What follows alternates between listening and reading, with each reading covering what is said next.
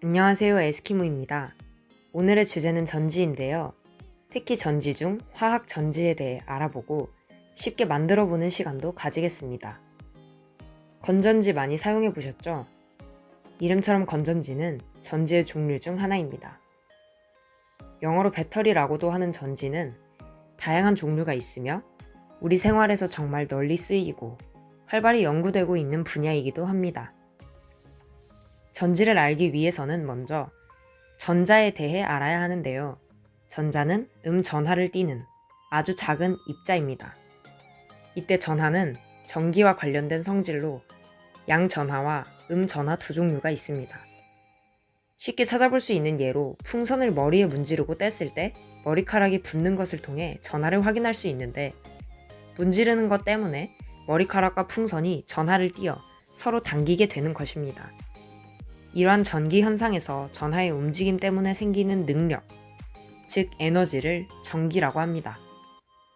전자는 전하를 띠고 있기 때문에 전자의 움직임에 의해서도 전기 에너지가 생깁니다. 전지의 개념에 대해 알아보겠습니다. 전지란 전지의 플러스 극과 마이너스 극 사이에서 전기 에너지를 발생시키는 장치입니다. 건전지를 자세히 보면 한쪽은 플러스 극, 한쪽은 마이너스 극으로 되어 있죠. 이 양쪽 전극은 전하가 드나드는 부분입니다. 건전지의 경우 건전지를 끼워서 리모컨 같은 제품을 사용하는데, 이때 전극 사이에서 전기 에너지가 발생합니다. 다른 여러 종류의 전지도 마찬가지로 사용하려는 장치와 전지의 두 전극을 연결해 전기 에너지를 만들어내어 그 에너지로 장치를 작동시킵니다. 다음은 전지의 종류입니다. 전지에는 화학 전지와 물리 전지가 있습니다.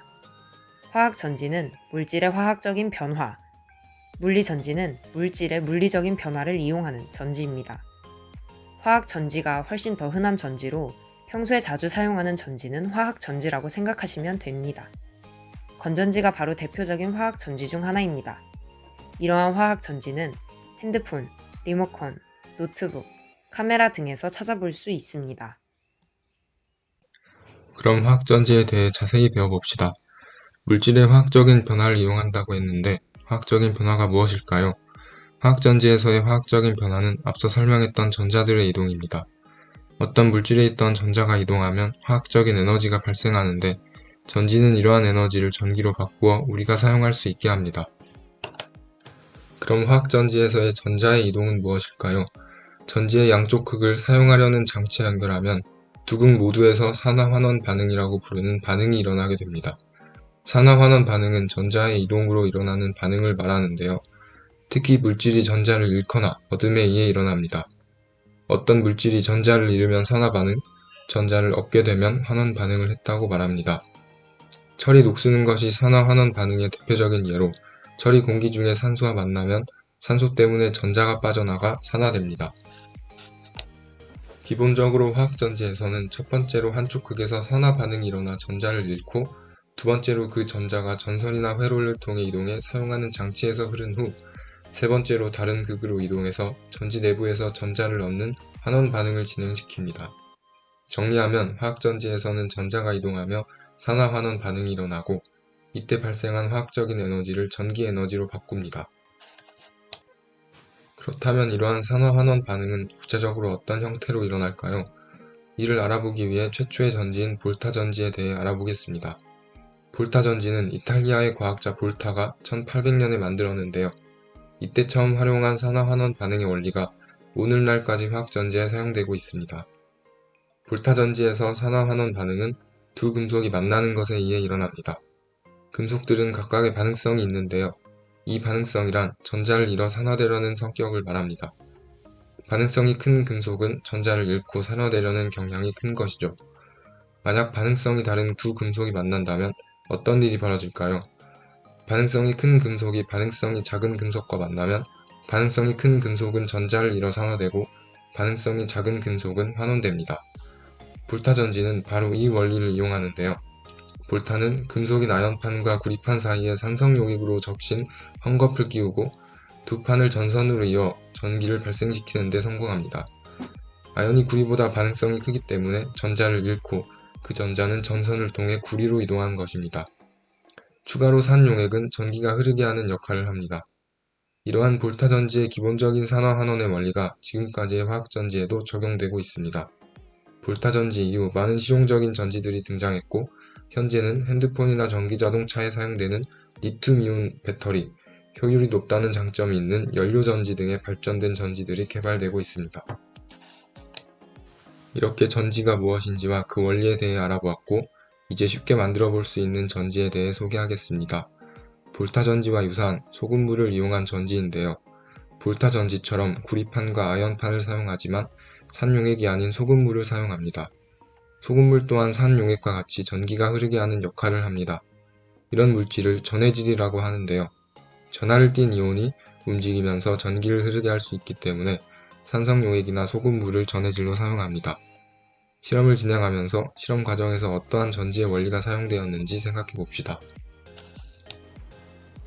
실험 구성품은 투명 컵과 뚜껑 2개, 아연판 2개, 구리판 2개, 디지털 시계나 LED 전구 1개, 집게전선 3개, 소금입니다. 첫 번째로 뚜껑 2개에 모두 사선으로 2군데 칼집을 냅니다. 두 번째로 투명 컵 2개에 모두 물을 4분의 3 정도 넣고 소금을 1스푼 정도 넣습니다. 소금은 잘 저어 녹여주세요. 세 번째로 투명 컵의 뚜껑을 닫은 후 한 컵에 아연판과 구리판이 하나씩 들어가도록 뚜껑에 끼웁니다. 네 번째로 한쪽 컵의 구리판과 다른 컵의 아연판을 집게전선으로 연결하고 다섯 번째로 나머지 아연판과 구리판에도 집게전선을 각각 연결합니다. 그 후 디지털 시계의 빨강 전선을 구리판의 집게전선에 연결하고 디지털 시계의 검정 전선을 아연판의 집게전선에 연결합니다. LED의 경우에는 긴 다리를 구리판, 짧은 다리를 아연판에 연결합니다. 실험 과정을 모두 끝내면 디지털 시계가 작동하고 LED에 불이 들어오는 것을 볼 수 있습니다. 플라스틱 컵이나 실험 키트가 없는 경우 과학실에 있는 비커와 양면 테이프를 이용해서도 소금물 전지를 만들 수 있습니다. 비커를 여러 개 연결하면 더 높은 전압을 얻을 수 있는데요. 영상을 보며 따라 만들어 봅시다. 준비물은 비커 4개, 구리판 4개, 아연판 4개, 집게전선 5개, 양면 테이프, 소금, LED 전구입니다. 먼저 비커 4개를 준비해 4분의 3 정도 물을 채웁니다. 그 다음 소금을 넣고 잘 저어 녹여줍니다. 다음으로 구리판과 아연판을 고정시키기 위해 양면 테이프를 비커 안쪽에 2개씩 붙입니다. 그런 다음 구리판과 아연판을 비커마다 각각 1개씩 넣고 구리판과 다른 비커의 아연판을 집게전선으로 연결하는데 이때 전선을 양면 테이프에 붙여 전선이 잠기지 않고 구리판과 아연판이 고정되게 합니다. 양 끝에 있는 구리판과 아연판을 집게전선으로 전압계에 연결하면 전류가 흐르고 있음을 확인할 수 있습니다. 집게전선을 LED 전구에 연결하면 환하게 불이 들어오는 것을 볼 수 있습니다. 오늘은 우리 주변에서 자주 볼 수 있는 전지에 대해 공부해보고 간단하게 만드는 방법에 대해서도 알아보았습니다. 다음에는 더 재밌는 주제로 돌아오겠습니다.